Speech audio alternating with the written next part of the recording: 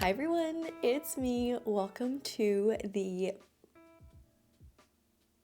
It's not a monthly reading wrap-up without me forgetting what month we're wrapping up. The November reading wrap-up. That's where we are. This past month I read 15 books. 9 of them were fantasy, 2 were mystery thrillers, 1 was a romance, 1 was a magical realism fiction. I don't know how to categorize that one. And believe it or not, I read 2 classics this past month, which is so out of character for me, but a great experience. I also did manage to finish my November TBR, which if you watched my TBR jar video, you will have seen how ambitious that TBR was. I did manage to accomplish and finish all of the books on that TBR. I'm so proud of myself, and I actually really thoroughly enjoyed my November TBR. It was great. It was intimidating, but I enjoyed every single moment of it.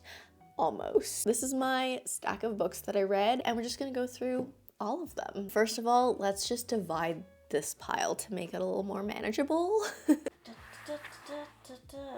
The first book I read was actually on my Kindle. So I actually received the ARC for Gifted and Talented, which is the Olivie Blake release that's coming out next year. It is an urban fantasy, more sci-fi than fantasy, I would say. And while I have a bit of a mixed bag experience with Olivie Blake's books, I was really interested in this one because of the premise. We follow 3 siblings. Their father is this big, powerful CEO of like some magic tech company, and at the beginning of the book, he has passed away. So then we end up with these 3 siblings who are all honestly very, very horrible people, very unlikable, and they're trying to figure out who is going to inherit all of his assets and his company and everything. So all 3 of the children, or they're not children, they're his kids, but they're grown up. They're grown up kids. All of them are gifted and they all have their own successes, but also their own weak spots. They're all, again, as I said, so unbelievably unlikable, and we just get this like big mess of the 3 of them trying to figure out who is going to inherit their father's fortune and company. I actually did enjoy this book. Again, as I said, Olivie Blake has been so hit and miss for me, but this one I think worked, because I think one of my biggest critiques of her writing is that she gets so caught up in making her writing very intricate. She's a little bit pretentious with her writing, but with a story like this, with all of these characters that are so unlikable and so pretentious themselves, I feel like Olivie Blake's writing style really suited the story very well, because it's supposed to be pretentious. That's the whole point. And I feel like the combination of everything made this book very funny. Like, I don't know how this book was supposed to be read, but I read it as like a comedy, as a parody, as a satire. Like, it was very highly funny to me. And yeah, it was just this big mess. So I think the writing style really complemented the story and the characters that we were following. There were also some very interesting, honestly, like writing style choices in this book. So some scenes were formatted like literally like a screenplay, where we'd have stage direction, we would have dialogue. It was literally like some chapters, not all the chapters, were literally formatted that way and not in like a regular novel where you just read sentences and paragraphs. And I loved those screenplay chapters because it just felt like I was watching this mess unfold before me. I was just picturing if it was a movie, it would just be the camera like panning constantly back and forth between the siblings, just like nipping at each other. And yeah, I was really invested in it. I did mention I overall enjoyed the experience of this book, but I think you have to be in that certain mood for that very specific style of a book to enjoy this. And I will also say, I think this book was a little bit too long, like maybe at the 2/3 mark, I was like, okay, let's wrap this up. But yeah, overall very good. I honestly didn't get very much of the like fantasy sci-fi aspect of this book. To me, this book read as more of just like family drama, family messiness with like a hint of something otherworldly. Don't know if this is my favorite Olivie Blake or if it's still One for My Enemy. One for My Enemy, is that what it's called? I just forgot what this... Hold on. I don't know why I just had a brain fart there, but I just had to like go to my shelf and check the title of that book. Yes, One for My Enemy. I feel like that one is maybe still my favorite Olivie Blake, but this one comes close. Next up, I started my 24-hour readathon of the month. So I read Hawthorne Legacy first. This is the second book in the Inheritance Games series, which is a mystery series, a very fun mystery series. So if you don't know what the Inheritance Games is, just very quickly, it is essentially about a girl named Avery who is a nobody. She's not doing very well while, and all of a sudden she finds out that this really rich, like multi-billionaire has left her almost his entire inheritance as well as his like gigantic house and estate. So she meets this really rich family, starts navigating all these rich things, exploring this new mansion that she has, and tries to figure out why this old man has left her an inheritance this big, because she has no idea who he is and has had no prior connection to him. That's the first book, and this is the continuation. And this one felt a little bit different. So while it still had the same addictive quality as the first book did, I feel like where the first book was a lot more riddles and mystery and about solving things, we did get that in the second book, but I feel like it was also more of just like family mess. So I guess I kind of read 2 books in a row that were just about families being messy. But yeah, this was a really fun read. I honestly, while I was reading it, was just so immersed in it that I did not like pause and stop to think like, hey, how am I enjoying this book? How do I feel about it? What would I say to review this book? So I honestly don't have that much to say other than the series is so much fun. These are such easy, quick reads, and I would recommend them. I think I did enjoy the first book more overall. It was just more well structured in my opinion. But yeah, this was super fun. I just realized there's this keyboard behind me because I was like moving everything around my desk to like put these books on the desk, but I'm just gonna put this away for now. I hope that wasn't too distracting for you guys. But the next book I read was Phantasma by Kaylie Smith. Again, this was during my 24-hour readathon. This is a dark romantasy, perfect for spooky season. I did read it a little bit past spooky season, which is okay, but this was this like luscious gothic romantasy, and it was so much dang fun. A little bit of a warning though for those of you who do not enjoy spice, like me, like I'm not much of a spice reader. This one does have quite a bit of spice in it, but I feel like outside of the spice, the story was really fun to read. So I still enjoyed this book, even though it was too spicy for my liking. I think, I don't know if I just like cut all those parts out. I don't have to read all the smut, I don't think. I did, but I don't think it's crucial to the story, and it was a lot of fun. So that's just a little warning for those of you who are not spice lovers. But in Phantasma, we have this juicy story that is like a caraval, but darker. It's like a caraval meets One Dark Window meets Death and Demons. It is just great. So we follow Ophelia. At the beginning of the book, her mother is killed or dead, or we don't know what really happened to her at the beginning of the book. And then we have this like mysterious seance ritual type of a thing at the beginning of the book that we don't quite know exactly what it is when we first read it, but we get this really immersive opening prologue chapter that just gets you straight into that mood of gothic death, darkness, and it's just so juicy. Ophelia and her sister have to figure out how to take care of themselves. They find out that their mother has left them in a very not pleasant financial pickle. It's not very good, their situation, and so her sister ends up entering this competition called Phantasma, hoping that the prize of Phantasma will help them with their finances and with their future. So Ophelia is like, oh my gosh, I can't believe my sister did this. Now I'm gonna have to go into Phantasma myself to save her. So very similar to the plotline of Caraval in that way, but once we get into the games, it's a lot darker. There are 9 trials in this book that are all based on a circle of hell. The competition is hosted by like demons and devils. This book is very fast-paced because there are 9 trials, and when you have 9 trials, you have to get through them pretty quick to fit all of those into one regular-sized novel. And I really thought the way they designed each trial to fit a certain like specific circle of hell, I found that to be really well done, really creative. If you're looking for a more high-stakes version of Caraval, because as fun as Caraval was, and I love Caraval, I feel like the stakes weren't very high. It's more just kind of carnival vibes, kind of quirky. In Phantasma, you get much higher stakes, you get a lot more violence, a lot more danger, and our main character Ophelia actually struggles with OCD in this book as well, and I think the way it was done in this book was very well done. But I think it's so fun, and yeah, I really love this. How many times did I just say fun? And then speaking of Caraval, I felt inspired to read Spectacular, the little holiday novella that is based in the Caraval world. I don't have much to say about this one, even while I was reading it, didn't have much to say. It's a cute holiday Christmas special. It's a chance to revisit some of our favorite characters that we've read before and spend the holidays with them. There's a little bit of a plot in here, but it's honestly very predictable and it's not very deep. But this book is super fun because it has these gorgeous illustrations in it. If you love the Caraval series, you would probably enjoy reading this novella as a light palette cleanser, something that's good for the holiday season. It's definitely not like a mandatory read by any means. It does not contribute much to the world at all. It does not contribute to the story. It's just like time to hang out with some characters. That is spectacular. We're getting into the night portion of my 24-hour readathon, so I decided to read a thriller, hoping that I didn't get too scared, and I honestly had nothing to worry about because this book is not scary. So this is The Guest List by Lucy Foley. The concept of this sounded so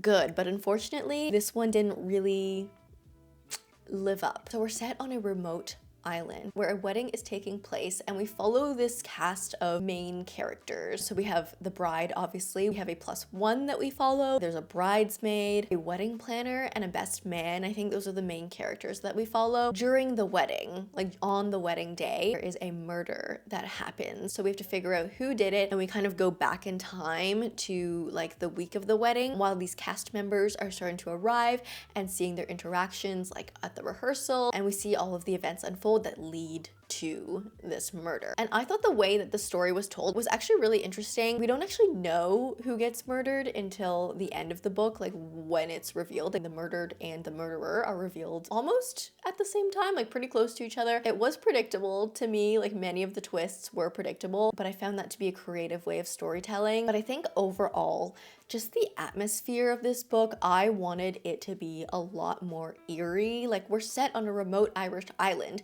We can get pretty creepy with that. And while I think some attempts were made at setting the scene, it didn't feel creepy and like ambient enough for me. I didn't feel the atmosphere. And I feel like this book overall, it felt really slow to me. Like we went back in time, we got to know the characters and their backstories, but it felt too slow to be a mystery thriller. And I've read this and The Paris Apartment, both by Lucy Foley, and I didn't 100% love either of them. So maybe Lucy Foley is just not the author for me. I don't know. I'll probably give her one more try because that's the way we operate here. We give all authors 3 tries before they strike out. This didn't fully do it for me, but it had a lot of potential. This was the last one of the readathon. I read The Friend Zone by Abby Jimenez. This is part of her Friend Zone series, which was written before her more recent one that's like Part of Your World, Yours Truly, Just for the Summer, etc. This is a romance novel, as Abby Jimenez does, and this is another one that kind of disappointed me because you guys know I love Abby Jimenez, but I feel like her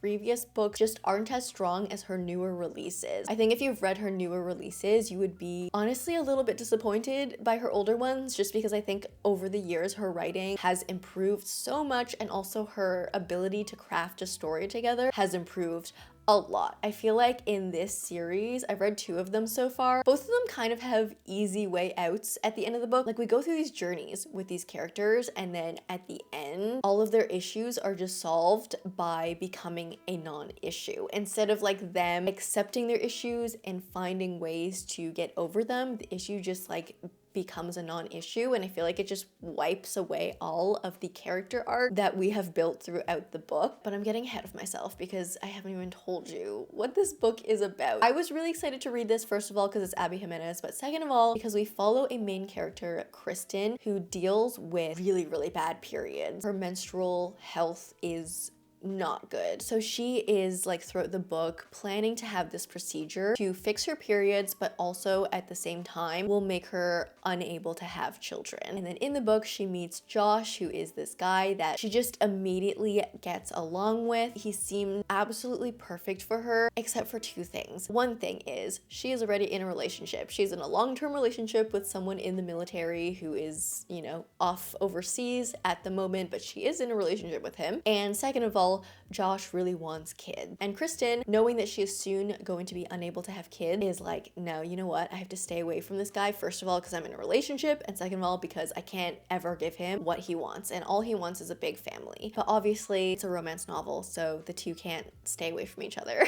I had a couple issues with this book. I could not get over the fact that our main character was essentially just cheating on her military boyfriend the whole time. I hate cheating, okay? I hate it. And the things that she was doing, like she would be like, oh, but I'm just hanging out with him and like I'm not doing anything physical with him. I'm drawing a line, so it's not cheating. But in her mind, the fact that she wanted to do those things and was thinking of doing those things and still hanging out with him while her boyfriend was overseas, that's cheating. That's cheating to me. And so I very highly disliked that. Something else that bugged me is the way that our main character was acting. So I think in this book, our male main character, Josh, was 29 and Kristen was 24. But I feel like Kristen was acting a lot younger than 24 for her age. Like her thoughts, her actions, they seemed more of a 21 to me maybe. So she was just bothering me a lot. I don't like when characters act younger than their age. Like if you're gonna write adult characters, make them act like adults. And I feel like while Josh did, Kristen did not. This book also just had major miscommunication tropes. So I didn't like that. And as I mentioned, a lot of our character development and the issues that we were facing just became non-issues in a very like explain away kind of a way. Like we didn't actually resolve things. The things just went away, and I didn't like that. I wanted to see our characters overcome these obstacles, these hurdles in their own way, instead of just being like, oh, well, that was convenient. Okay, I guess all of our problems are gone. So I didn't like that. And I think that is a common theme in this earlier series by Abby Jimenez, where problems are just magicked away. But I am going to read the third book in this series. So I've read The Friend Zone, and then I've read Life's Too Short behind me. The third one is the Happy Ever After playlist, and that one follows the best friend who is in this book. And I really like her character, and I want to see what she goes through because she went through a lot, honestly, in this book. Like she was only a side character in here, but the things she went through, like I felt way more for her over Kristen, our main character. So I'm excited to read that one. I hope that one hits better for me. This one was it was okay. Ooh, I read The Fire Endless. My little podium is getting too short. Let's move this tall one over here. There we go. I read The Fire Endless by Rebecca Ross. So this is the second book in the Elements of Cadence duology. The first one is A River Enchanted. This duology is just so cozy. It's so magical. We have a strong music theme in the book, so it's very cozy, it's very fall, it's very winter as well, especially this one. I feel like the first book is more fall, A River Enchanted, and then Fire Endless is more winter, which is just perfect, like as you read through the progression of seasons. But in the first book, we follow Jack, who is a music student, and he's moved away from his island to the mainland to go to school for music, when one day he's called back to his island because young girls start disappearing. Someone is kidnapping them. We don't know what's happened to them. It's this big mystery, and only he can solve the problem, because on this island we have magic, we have spirits, and the spirits can only be summoned through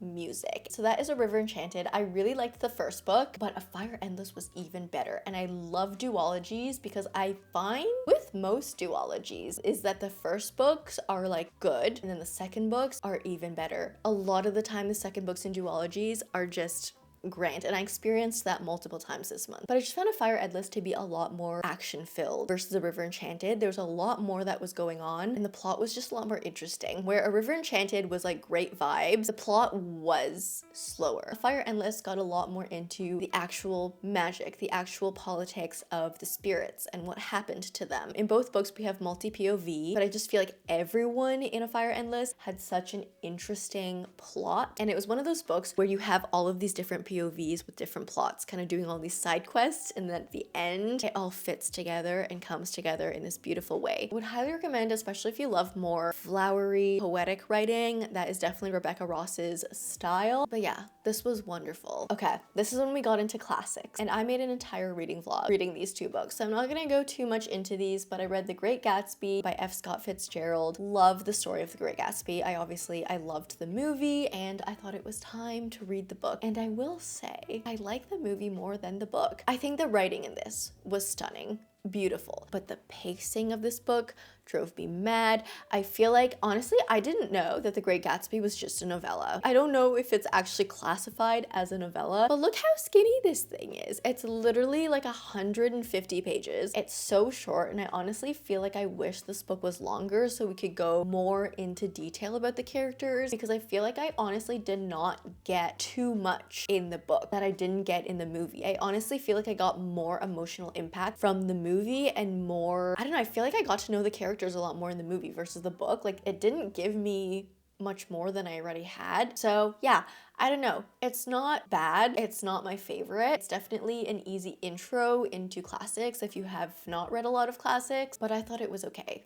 I thought it was okay. But the classic that I did love this month was Anna Karenina by Leo Tolstoy. Now this, I was so intimidated to read because it is 800 pages long. And me, as someone who is kind of like iffy with a lot of classic, I was so intimidated to get into this. But let me tell you, I am so glad I read this book. It is so good. It's so good. We get this amazing look into the lives of these characters. It's obviously a lot more complex and in depth than The Great Gatsby because it's 800 pages versus 150. And if you don't know the story of Anna Karenina, and if you have specifically not met Levin, a character in this book, you must read it. It's amazing. Yes, it is thick. Yes, it is a little bit of an ordeal to get through, but it is so good. And I honestly found this book a lot easier to read than The Great Gatsby, which is so interesting because this book is translated. And so I would have thought that this book would have felt more clunky and maybe a lot more slow to get through, but I was whizzing through this. Like it's not difficult to read. It's just a lot to take in, obviously. It's 800 pages. If you want to read this book and you're like, I'm so intimidated, don't be. Because again, as someone who has not had a good track record with classics, who was so intimidated to get into this, it was so good. And yeah, I talk way more about it in my reading vlog, so I'm just gonna leave that here in this wrap up, and you can watch that reading vlog if you haven't, if you want to hear more of my thoughts. Another book I love this month was Sword of Kaigen by M.L. Wang. This is a fantasy, and this book will break your heart. It is just so heart-wrenching. So we are set in Kaigen, obviously, which is a made-up fantasy land that is pretty much Japan. Kaigen is like the capital, but although it's the capital, it is a region of the world that just is known to be very traditional. So everywhere else in the world has advanced. Everyone is using cell phones. Everyone has like these TVs. They're not called cell phones and TVs, but they pretty much are. But Kaigen has been sort of secluded. They've kind of isolated themselves onto their little island where they have not adopted technology, have not adopted the modern new ways of thinking, and they're just very traditional. All they stand for, like all they thrive and strive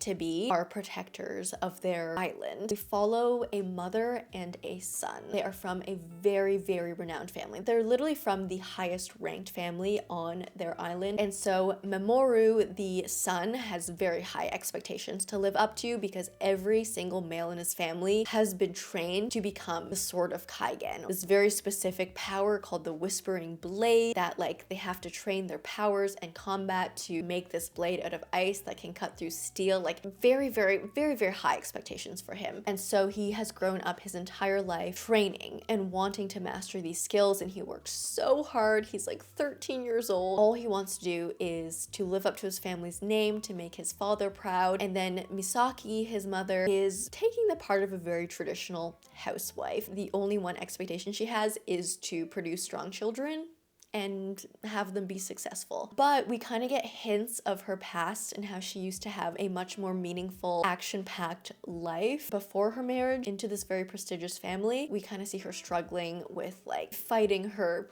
impulses from the past, let's say. And with all of that set up, there is a lot of unrest in the world. There are whispers of a war coming, and so we do get a lot of war, a lot of battle, and it's I'm gonna get emotional just thinking about it. I was really impressed with this book because within the first 30 pages, I felt so deeply for both the mother and the son, and that is honestly pure talent, because I have read books in the past where I can get to the 200-page mark and not care about the characters. But within the literal first 30 pages of this book, I was rooting for the characters so hard. I was like, oh my gosh, if anything happens to these characters, I'm going to be so sad, because the way they were introduced and the way we immediately got their like inner feelings, but in a very subtle way, like it was just so well done. Like the character introduction was amazing in this book, and then this book ripped me apart.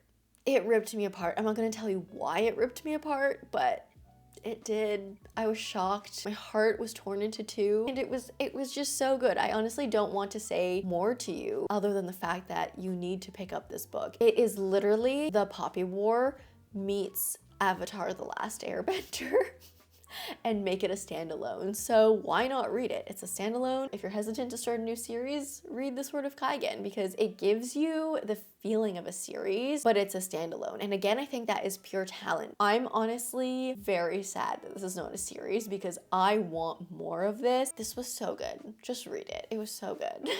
I then read Belladonna, which was also on my November TBR. This is by Adeline Grace. This is the first book in a trilogy, so this is the start of another series. And it's so funny because from the way I was introduced to the series or saw it on social media, I was expecting this to be a very typical romantasy. I don't know why. I think it was just because of the groups of books that this was lumped into on TikTok that I saw. I thought this was just gonna be a regular romantasy, but it's not. It follows a very different format. It does not follow that romantasy blueprint, and I loved it. It's very gothic, and honestly it feels like a little bit horror. There's a little bit of a murder mystery plot in here. Not a little bit, a lot of a murder mystery plot in here. It's a big part of the story, and I thought that to be so fun. So we follow Signa, our main character, and she is very closely related to death. Since she was a baby, when she was literally in her mother's arms at a party, her mom and everyone at that party dropped dead due to poisoned wine. But when death came to take Signa, death could not touch her. And so death was like, oh, who is this child who will not come to death, like who will not come to die with me? So ever since then, Signa's been very closely tied with death. She's found that as she's grown up and been passed from caretaker to caretaker to caretaker, everyone around her keeps dropping dead. So she just thinks she's cursed and she's like, death hates me. So she has actually her entire life grown up trying to take poisons like belladonna to have death appear so she can ask him like why the heck he keeps showing up in her life. It's really good. It's really good. I think my biggest issue with this book is, as a very physical reader, there were some action parts that did not make sense physically. Like our character Signa would be on a horse on one sentence, and then on the next sentence she'd be like on the ground 20 steps away opening a gate, but we would not get that text that says she went off her horse and walked to the gate. Like she would just be running on the horse and then she'd be on the ground. So that was my biggest critique about this book, but overall I thought it was very well done. It was predictable. There were kind of 3 main twists in this book, and I guessed 2 of them. Oh, I also was a little bit annoyed at Signa at times because she's one of those characters that just takes so long to put 2 and 2 together. She's one of those characters that you will just be like screaming at while you're reading at the book, and you'll be so frustrated because you'll be like, oh my gosh girl, you have so many hints, like put 2 and 2 together, it obviously means this, and then she figures it out like 100 pages later, and it's like, girl, what are you doing?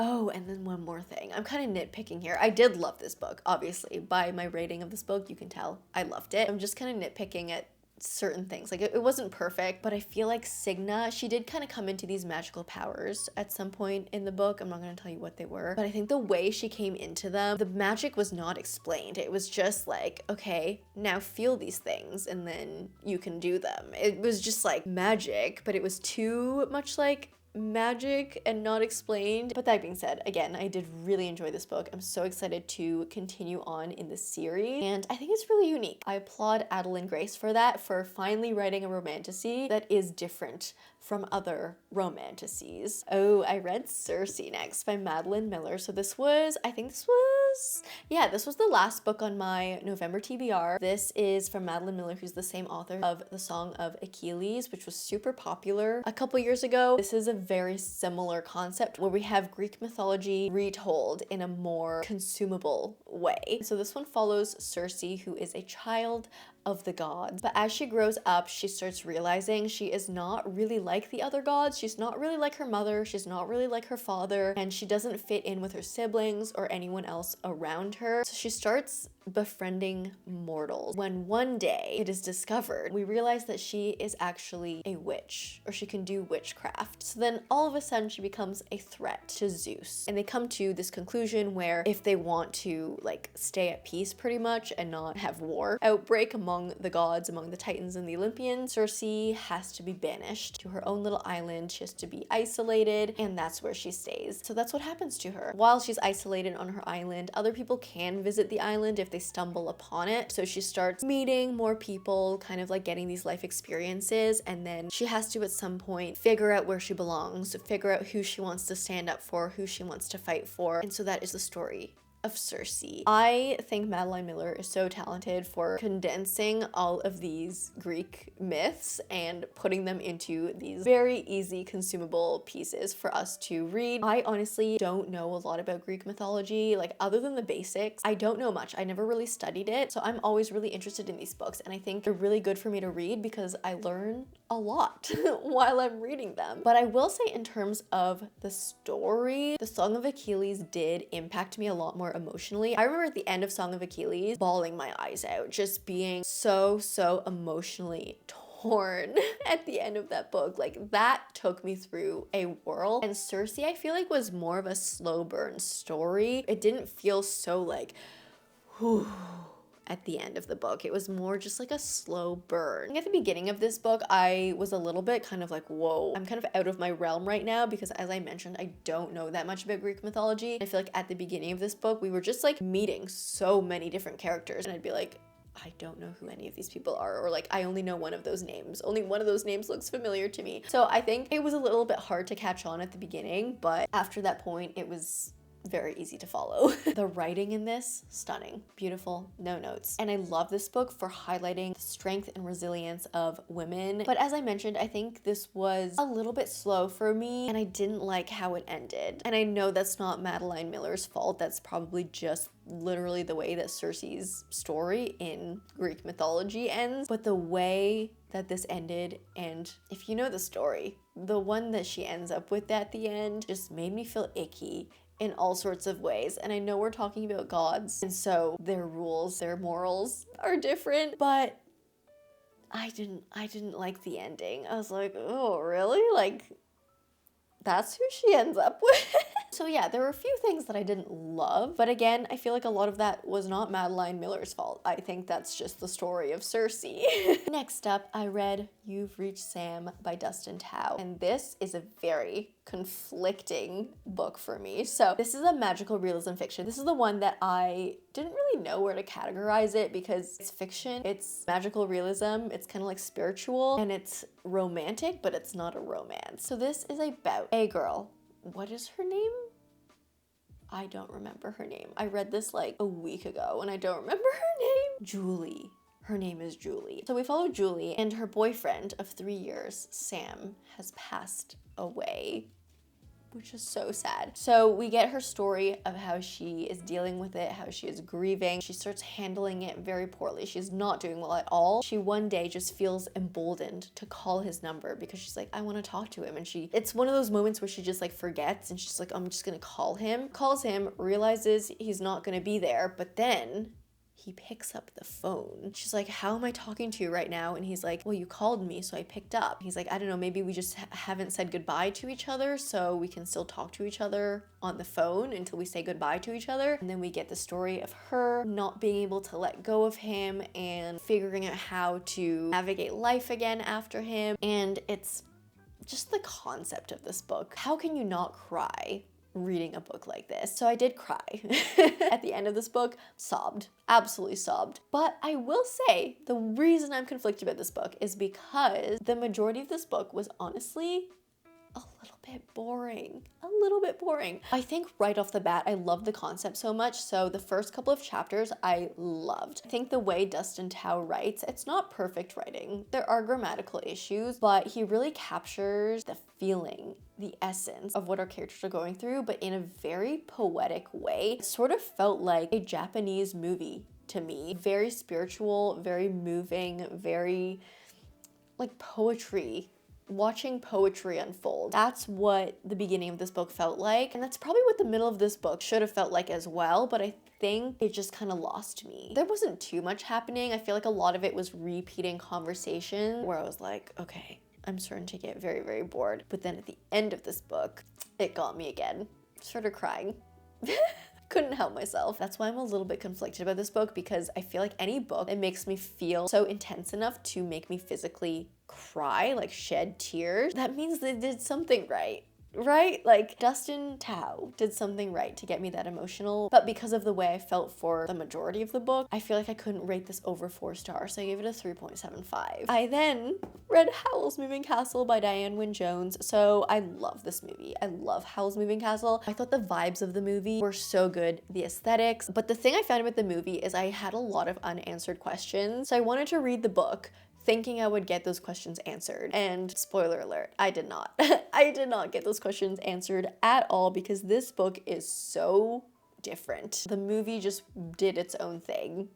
Diana Wynne Jones is a children's, like a middle grade author. I remember reading her books when I was a kid. She had like the Crestomancy series that I devoured as a kid, but I never read these books. I never read Howl's Moving Castle. So I thought it would be fun going back to like one of my childhood favorite authors and reading one of her books, but I don't know. Maybe I'm just past the age of enjoying stories like this in text in book form. I kind of felt bored reading this. So the first like few chapters were kind of similar to the movie, like close enough that I was like, okay, I could see the similarities. I could see the parallels. But then after that point, once the story started really like diverging from the movie, I lost interest. I feel like I didn't care as much. I think book version of Howl was a lot less mystical and magical than movie version of Howl, and I don't know if I liked that. I liked in the movie how he was like mysterious and you didn't really know his next move and what he was thinking and stuff. I feel like book Howl was a lot more human. I didn't like that. I like movie Howl. I want my movie Howl.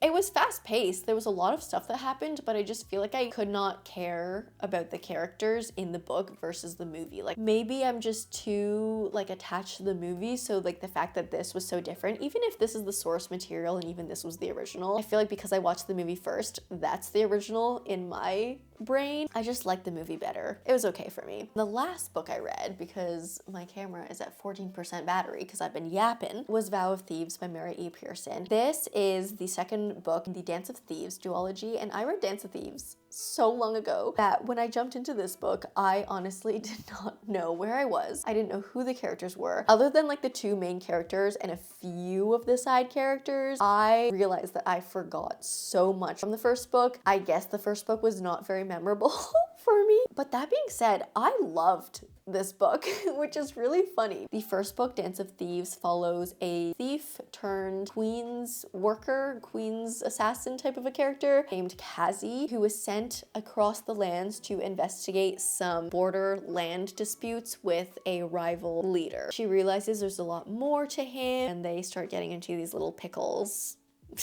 between the 2 of them that they have to get through together. And this is the second book. It's just so funny because while I was reading this book, it kept referring to things that happened in the first book and characters from the first book in a way that I was like, what happened? Like, what did that person do? Like, I literally did not remember. And I feel like as I read more into the book, I started kind of piecing together very, very distant, vague memories in my head. That being said, it's really funny that I enjoyed this book as much as I did while kind of like not knowing what was going on. I think this book was honestly better than the first book for me. Way better than the first book for me because I just think this is more memorable. I remember when I read the first book, I was like, this is okay. Like, it's fine. It's entertaining, but it was nothing like special for me.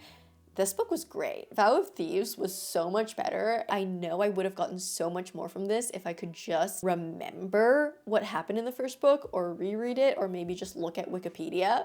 But I love this. While it's a romantasy, there is actually a lot of politics, a lot of fantasy politics, a lot of scheming, a lot of dynamics between different regions and like government, and there's found family, and it's so much more than just a fantasy romance. I fell in love with this book. It was so good, and now I kind of want to read the first one again to like remember what happened. There's also like riddles in this book, which I love, and they're not like easy riddles. It's not like the riddle in Akatar where I knew the answer even before finishing reading the riddle. The riddles in this book are actually like riddles that you like stop and think about, and you're like, what could that answer be? I honestly think this could have been easily a 4.5 or even a 5-star book for me if I could just like get my brain to remember what I read several months ago. So I would highly recommend this duology, even if the first book was like kind of like meh like average for me. The second book makes up for it, and that's what I was saying when I was talking about A Fire Endless. I feel like duologies are so good because the second books really give you that payoff. But anyways, these are all of the books I read in November, 15 of them in total, so they are now read. Let's put them back onto the shelf.